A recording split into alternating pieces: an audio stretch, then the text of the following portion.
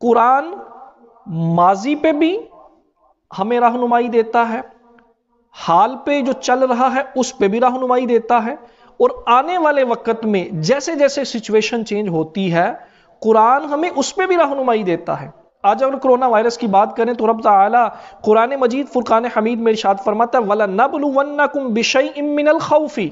رب تبارک و تعالیٰ فرماتا ہے میں تمہیں کچھ خوف دے کر آزماؤں گا،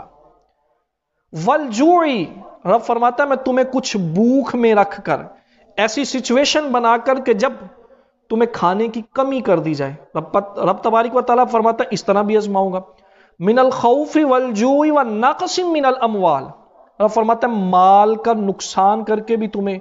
آزماؤں گا، مال کی کمی کر کے بھی تمہیں آزماؤں گا، والنقص من الاموال والانفس، رب فرماتا ہے کچھ جانوں کو میں اس دنیا سے موت دے کر لے جا کر بھی تمہیں آزماؤں گا، کسی کا باپ فوت ہو جائے گا، کسی کا بچہ فوت ہو جائے گا، کوئی خود اس دنیا سے چلا جائے گا، وَنَفْسٍ مِّنَ الْأَمْوَالِ وَالْأَنفُسِ وَالثَّمَرَاتِ، رب تبارک و تعالیٰ فرماتا ہے کہ کچھ پھل کی بھی کمی کر دوں گا۔ کیا ہوگا؟ یا تو پھل آپ کے پاس پہنچ نہیں پائے گا، یا اس وائرس اس وبا کی وجہ سے پھل جو ہے وہ اس کی فصل تباہ کر دی جائے گی، یا یہ ہے کہ جہاں پر پھل ہو رہا ہے آپ کے پاس اس وبا کی وجہ سے نہیں پہنچ پائے گا۔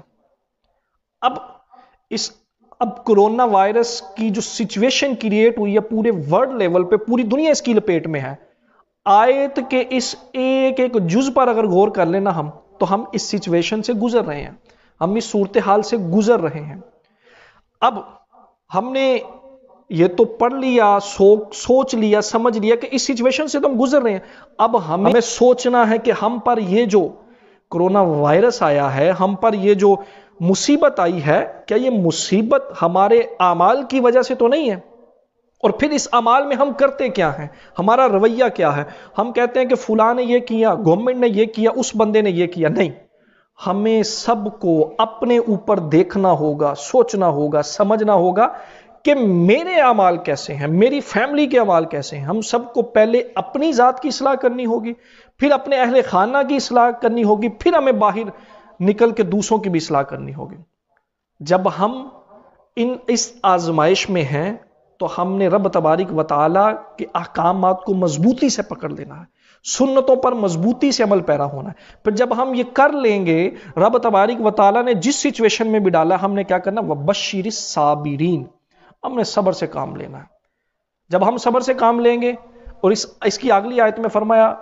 قالوا انا للہ و انا الیہ راجعون، یہ جو صبر شکر کرنے والے یہ کیا کہتے ہیں؟ انا للہ و انا الیہ راجعون، یہ سب اللہ پاک کی طرف سے ہے اور اللہ پاک کی طرف ہی لوٹنا ہے۔ فرمایا جب وہ یہ کہتے ہیں تو اولئک علیہم صلوات من ربہم ورحمہ،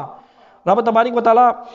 فرماتا ہے کہ ان بندوں پر اللہ کی طرف سے صلات ہے اور اللہ کی رحمت ہے۔ یہ صلات کیا ہے؟ صلات ہے رب تبارک و تعالیٰ کا اپنے بندوں کو پاک صاف کر دینا۔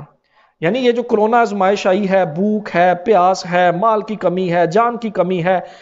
بیماری کا اندیشہ ہے، جب ان ساری چیزوں پر صبر شکر کرنا ہے، نمبر 1۔ نمبر 2، مکافات عمل، یعنی اپنے اعمال کی اصلاح کرنی ہے۔ جب یہ 2 کام کر لیں گے تو پھر رب تبارک و تعالیٰ کا شکر ادا کرنے کے بعد جب ہم اس آزمائش پر پورا اترنے کی کوشش کریں گے،